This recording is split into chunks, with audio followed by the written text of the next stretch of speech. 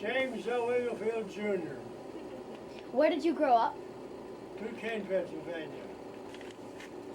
Who did you know that took part in the Civil War? My grandfather, What was his name? Joseph Yeah. E. Adams. Where was he born and where did he grow up? Well, it's a little kind of a confused story. His parents came from England. They were a member of the Huguenot religious group that were driven out of England and had to go to France. They went from France and came to the United States and ended up in Connecticut someplace. It was there that he was with his family, that he joined the United States Army that fought in the Civil War. Well, what relation was he to you? I didn't hear. What relation was he to you? What relationship was he to you, grandfather? My mother's father. Where did he live at the outbreak of the Civil War? He was a young man who, with his cousin, volunteered to fight in the Army of the Connecticut. Oh, so he volunteered. He wasn't drafted. I don't know about the draft situation. I doubt it. I think he would volunteer.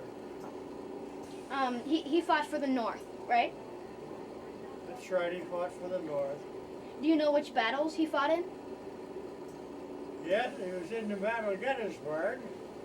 He was also in the Battle of Antietam, where he was wounded and went to the hospital and made it possible for him to hear Lincoln give his Gettysburg address, because the Army invited all the wounded soldiers to come and listen to Lincoln. Well, did he ever tell you about the conditions at the hospital? I can't recall, Alex, if he did, no. Can you recall how he described some of his experiences? Some of it in the battles, you mean? Yeah, or just at camp. Well, where I knew him the longest, up in Wisconsin, in his dining room, on a wall like that over there, opposite his chair in the dining room, he had a picture of the Battle of Antietam, of the men that were being shot and killed and all that sort of stuff, a regular war battle. And he would sit there and tears would start to form in his eyes. He wanted to know why, and he said, well, you should have seen all those dear boys get killed. He says, the river ran red with blood. He said it was a terrible, he said, the worst massacre that ever was. Did he receive any pension from the government? Yes, he did. That's a complicated story too, Alex.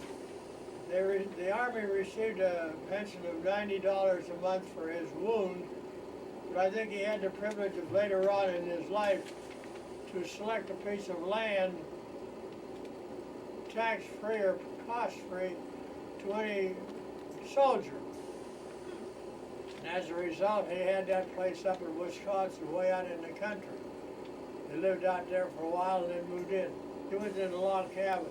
Oh. And if you would look, and it would take a long time to do it, through the pictures you have of ours, there is a picture of that log cabin that he owned out in the prairie. Well, did you ever visit your grandfather when he was living on that land? Yes, when I was a baby, I was out there on that land with my mother. My mother went out to visit her father every summer. She took Jim, my brother, and I with her, and we would go there and live for the summer. We wouldn't be there in the wintertime because it was too bad. Do you know how he used his land? Do you know how he used his land? How he used it? Yeah, farming or timber. He used it for timber because there was no arable land around. Do you yourself believe that the war was fought for a worthy cause? Oh, absolutely. I was for the North. I don't believe in slavery.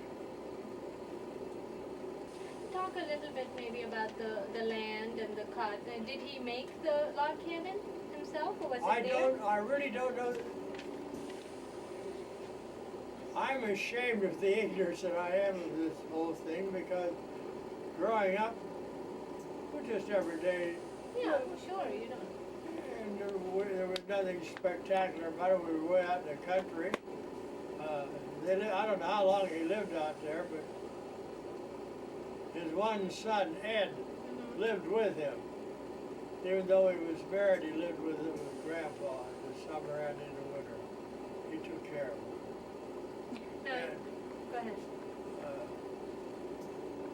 I think he raised his family in Eau Claire, Wisconsin.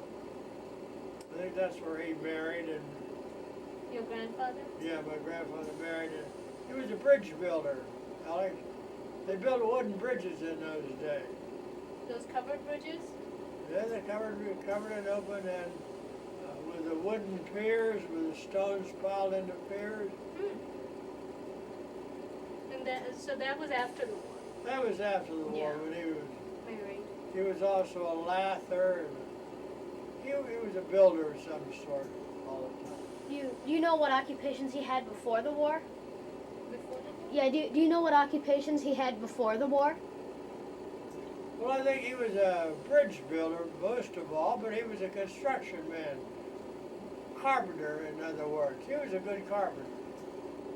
He and his son were carpenters. The son got hurt, he fell off a ladder, hurt himself like that. So then when he was given the land, that was not in Eau Claire, was it? No, that land was up in upper Wisconsin, close to Superior. Quite out in the prairie. Quite out in the country.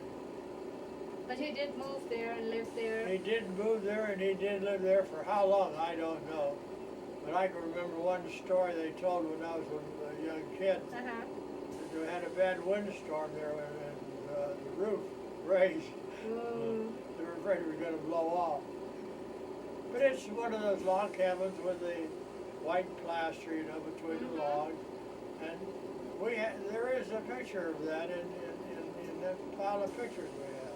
So was it a one-room log cabin? Do you remember? Oh, I imagine there were some smaller rooms, yeah. and lofts up above. I don't remember.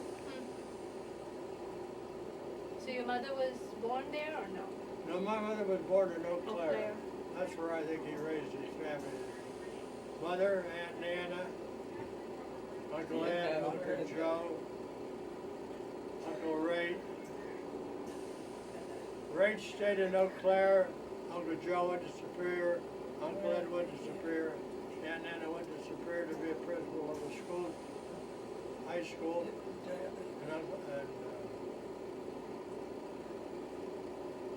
Ray stayed in Eau Claire. So when did he receive the pension and how big was it? Well, the pension was $90 as far as I know, because it caused more trouble in the family than you can shake a stick at. Two sisters wanting the money while they were taking care of it. And then the land. Yeah, how big was his land? I don't know. I think there were I think there were a quarter section. 80 acres or something like that, somewhere in that neighborhood. And he just used it for timber. Yeah, there were no cultivation out there that I can recall. Just camping for him.